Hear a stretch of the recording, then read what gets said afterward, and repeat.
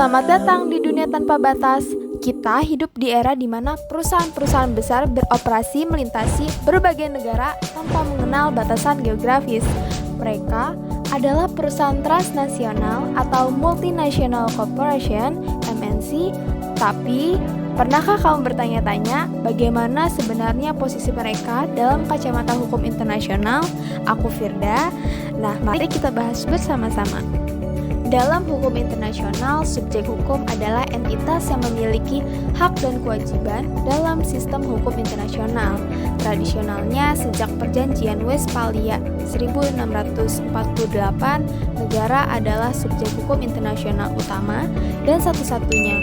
Namun, seiring perkembangan zaman, sistem hukum internasional mulai mengakui entitas non-negara seperti organisasi internasional dan individu sebagai subjek hukum dengan kapasitas terbatas. Lalu, apa itu perusahaan transnasional atau MNC?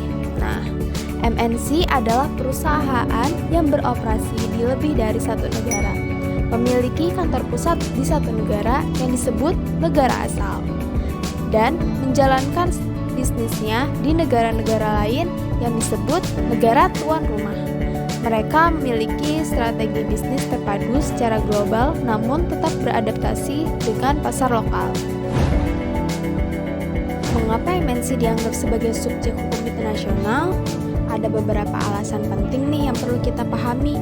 Nah, yang pertama, ada pengaruh ekonomi global. Beberapa MNC memiliki kekuatan ekonomi yang bahkan melebihi banyak negara. Walmart misalnya, memiliki pendapatan tahunan yang lebih besar dari GDP banyak negara seperti Finlandia atau Portugal. Yang kedua, ada keterlibatan dalam perjanjian internasional. MNC sering menjadi pihak dalam perjanjian dengan negara atau organisasi internasional seperti perjanjian investasi bilateral atau kontrak sumber daya alam. Nah, yang ketiga, tanggung jawab sosial dan lingkungan.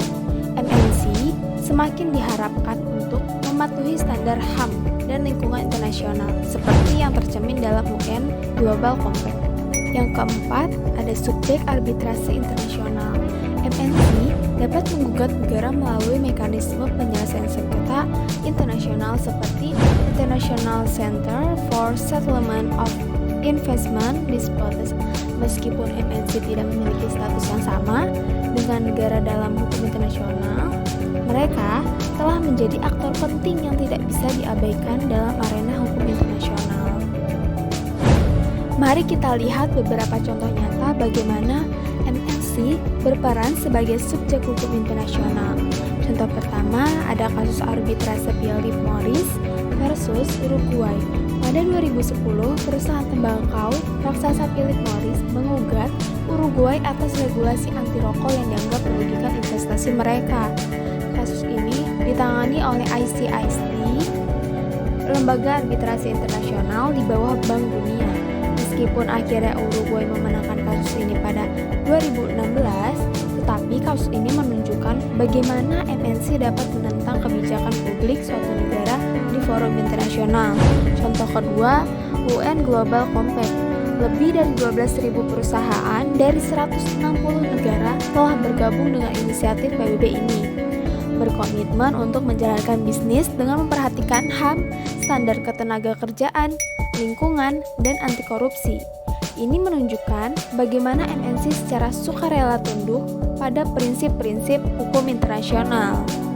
Meskipun MNC memiliki peran penting, keberadaan mereka sebagai subjek hukum internasional juga menimbulkan beberapa permasalahan serius nih.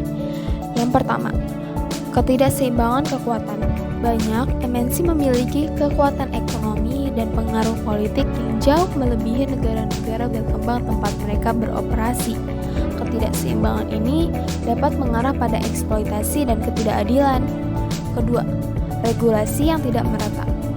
MNC sering memanfaatkan perbedaan regulasi antar negara untuk memaksimalkan keuntungan mereka, seperti memindahkan produksi ke negara dengan standar lingkungan atau ketenaga kerjaan yang lebih rendah. Ini dikenal sebagai regulatory arbitrage atau race to the bottom. Yang ketiga, kompleksitas yurisdiksi. Ketika MNC beroperasi di banyak negara, muncul pertanyaan tentang hukum mana yang berlaku dan pengadilan mana yang berwenang untuk menyelesaikan sengketa, terutama dalam kasus-kasus pelanggaran HAM lintas batas. Dalam dunia semakin terhubung, peran MNC sebagai subjek hukum internasional akan terus berkembang. Yang penting adalah memastikan bahwa perkembangan ini membawa manfaat bagi seluruh masyarakat global, bukan hanya segelintir pihak. Terima kasih sudah menonton video ini. Aku Firda, dan ingatlah, dalam era globalisasi ini, kita semua memiliki peran untuk memastikan bahwa bisnis global diimbangi dengan tanggung jawab global. Sampai jumpa di